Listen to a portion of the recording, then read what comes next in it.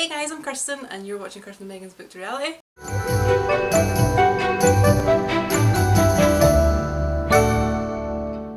And this is just a really short message to let you guys know that there won't be a video tomorrow. Megan and I both decided that we would take a week off just as a breather. So instead of Megan then posting again next Sunday, I'll be posting next Sunday and Megan will be the Sunday after. Mostly because we just wanted to read Court of Silver Flames. I finished it, it's wonderful.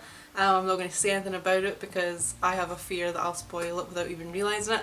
But if you haven't read the series then I highly recommend that you do that. But with that, I was also looking through a box, a sentimental box to me. I have little things that sort of belong to my dad, or childhood photos, or some like really nice cards that I've received with really nice messages in them. And I forgot I even had this, but I came across this. It's a children's treasury of Milligan, so it's classic stories and poems by Spike Milligan. Some of you may know him, some of you might not. You know, he worked with the Python, so like Monty Python, he worked with them, but he's the guy that has on his gravestone, "I told you I was sick." So that's pretty cool. He's great. I completely forgot we had this. It's such a fun book for kids, but it's so funny. Like we were reading through it last night and I forgot how good it was. So even though it's for kids, like he's mental. If you know the Pythons, then you know what kind of humour he's got. So I thought I would read you possibly two, well maybe three, because there's some really short ones in here and I really like them. So this is actually one that I sent to my Auntie Rose yesterday when I opened the book, because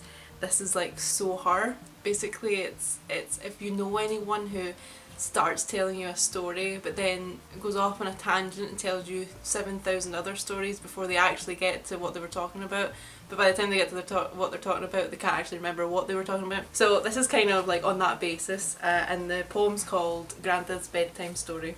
I'm going to tell a story I shall tell, a story of adventure, of heaven and of hell. I'll tell it to you children while you are in your cot. The time is still quite early, so I can talk a lot. And now to tell the story, one I remember well. 'Twas told me by my father, or was it Auntie Nell? It might have been my uncle, I think his name was Fred. What a lovely man he was, a pity that he's dead. He used to tell me stories of pirates on the sea, which was very strange because he wasn't fond of me. He used to have a cat called Tom, a mangy ginger thing, and a dog called Dick, with a great big nose, who used to try and sing. I think he lived near Acton Green, or was it Ponder's End? It was one of those I suppose. Now what was the name of his friend? It wasn't Jim. Yeah, it wasn't him. It wasn't Len or Harry. I think it was Bert. I recall he was hurt by a man called Loony Larry. I remember the nurse who used to curse whenever she dressed his leg. It was broken, you see, in 2 places or 3, when he tripped and fell over an egg. Now I'm going to tell you a story, your very flesh will creep. Once upon a time there was, oh dear, they've fallen asleep. So it's that whole idea of you go to tell a story and then you just like tell hundreds of different stories that don't matter. But you know, it makes them who they are and it makes us love them. There's another one here that I really want to read, and the only reason I want to read it is because it's about dinosaurs. So anyone who knows me knows that that's the reason why I'm doing it. So the poem is called How the Dinosaur Got Here. Daddy, what's a dinosaur? Said my daughter Jane. The dinosaur was a giant beast that will never be seen again. Sad face. Where did they all come from? Now that I cannot say. And at this information she turned and walked away. She must have thought about it, for later that afternoon she said to me, I know, they all come from the moon. If that is true, my daughter, would you, pray, please tell, exactly how they got here? She said, of course, they fell. And then there's a wee bit at the bottom that's quite lovely, on March 1980, and he's got a wee note here that says, my daughter Jane at the age of 10 said, the dinosaurs came from the moon.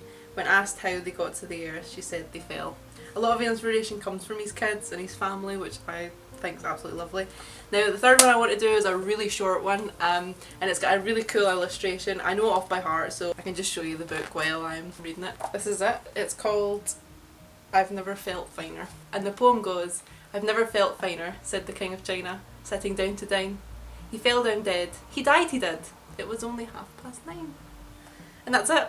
That's the whole poem, but it's him falling down dead. I just think that's great. Anyway, so there you are. There's a couple of poems for you to tide you by, because although it is us being creative and being model makers and artists and all that jazz, it is also about our love of books. But I think they're great, and they're a massive part of my childhood, particularly growing up with my dad and my granda. So that was a lovely little find, and I completely forgot I had it. But if you ever get your hands on something by Spike Milligan, I highly recommend you read them. I just think he's wonderful. Again, won't be a video tomorrow. I hope that kind of compensates for that fact. I hope you guys are all well, I hope you're all safe, and I'll see you next week. Bye!